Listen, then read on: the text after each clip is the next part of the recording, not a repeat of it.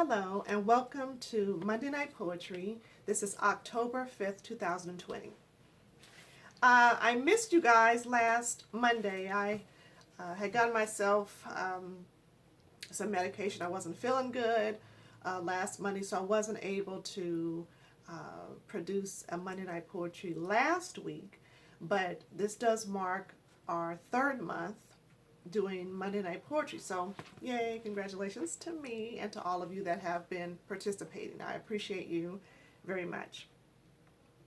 So tonight's Monday Night Poetry is very special and exciting for me.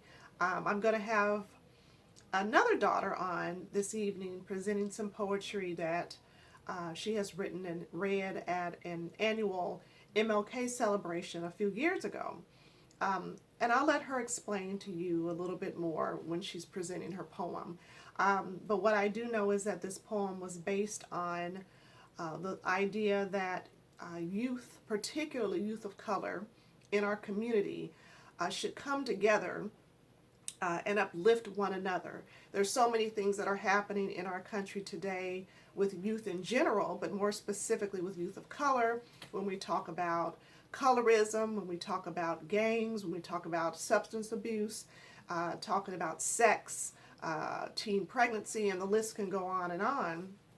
And so this particular poem that she wrote, which was actually a speech that she and her sister did together, Medina, in talking about these things that happen in our society, particularly in groups of youth of color and growing up in this preteen teenage year.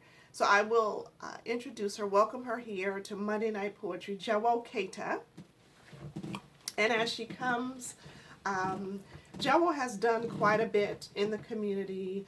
I've had her in a lot of my plays ever since she was about 5 years old. When she was 6 years old, back around 2008 was when Barack Obama took office, and I presented a play at that time representing the historical event. And at that time, Diewo was about 5 or 6, and she played the role of Sasha Obama, which was the youngest at that time. So Diewo's also been in her school play at St. Mary's Academy, the play they did a year or two ago called A Wrinkle in Time, and she played the character of Mom, or the doctor. She's also been in our many plays that we've done in the community, more specifically When We Cry, which was put on last year through Fertile Ground Festival of New Work. And as many of you may know, she's been for the last 7 or 8 years, or actually been more like 8 or 9 years, a member of a two-sister praise dance ministry group called Too Blessed, that they have ministered and danced across the city for many years, and you may be familiar with their dance group. And you can go to my YouTube channel. They have lots of videos on there of them ministering and dance. And she's done exceptional public speaking at our church and communities, at her school. And if I'm talking crazy right now, because I feel like I really am, I have a retainer in my mouth. So if you feel like I feel like my tongue is stuck up at the roof of my mouth. So anyway, that's what that sound is, and I can't stand it. So I'm trying to get my tongue used to speaking with this retainer in there. Anyway, so Diewo is a 12th grader at St. Mary's, and I'd like to welcome her.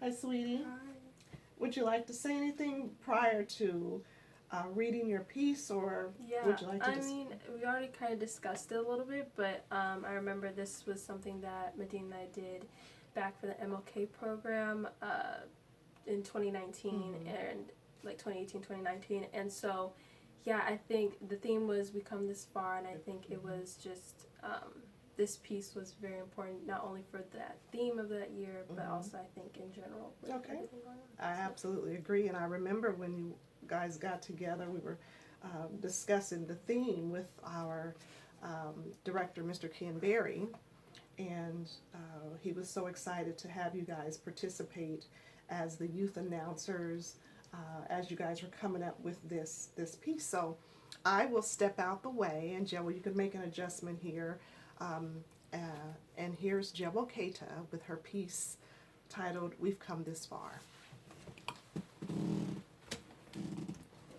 We as youth are often referred to as the leaders of tomorrow.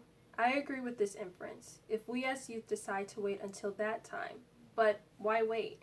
Why not get busy being leaders today? Gender roles and norms in our community start early, and we as youth should be encouraged to step outside the stereotype in order to become mentally secure. As individuals, we can do this because we've come this far. To be encouraged and to channel frustration positively rather than easily resorting to physical violence that can only induce more suffering to come. Although athletes and entertainers can indeed be our role models, we should be able to search for mentors in our own communities. For every young child who wants to be like LeBron James, go for it, because they have done amazing things and have achieved greatness at some of the highest levels. But we've come this far to also challenge ourselves to aspire reaching outside the box. We must also be able to see ourselves as talented outside the court and off stage in various fields of service. We have all entered this world of prejudgment, but we can still redefine ourselves. Racism exists and prejudice are still prominent in society, but not too harsh for us to tear down stereotypes and assumptions together. We've come this far to know that just because society has their phony statistics and expectations of how we are supposed to turn out, we won't give in to it. We as Black youth must learn very early that experiences we encounter based on the color of our skin has nothing to do with our personal expressions. The way you speak, the type of music you choose to listen to, and the style of clothes you wear does not make you more or less Black. We've come this far to ever let anyone question our Blackness. It's not anyone's right. In all these areas, women have risen to greatness and power by utilizing available resources and increasing their influence in the decision-making process. The key to this change has been literacy and education. Economic freedom came through our communities finding employment in different spheres like nursing, teaching, management, and others. And today, minorities, including women, have made our presence felt in the field of police, defense, sports, space exploration, research, development, social work, and many other fields. But all of this was not enough, as we had to have more political empowerment. Many came through the right for Blacks and women to vote. So let's continue to march together.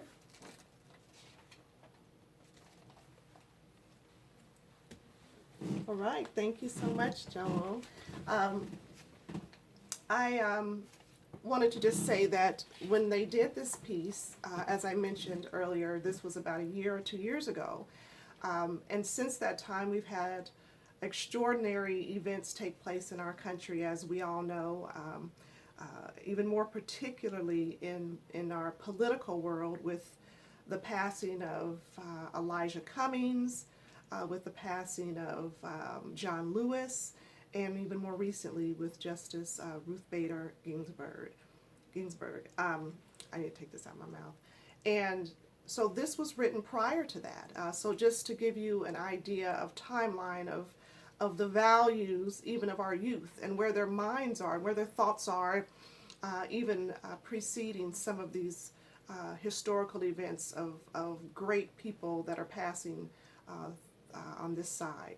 So I thank you all for joining us this evening for Monday Night Poetry. It's been wonderful. I will not have the retainer in next week so that you can hear me a little bit better and that I can even understand myself a little bit better. I'd like to thank Diewo Keita for participating this evening. And as I always say, when you write for yourself, even with examples of tonight, the right people will follow you. Thank you and have a blessed day.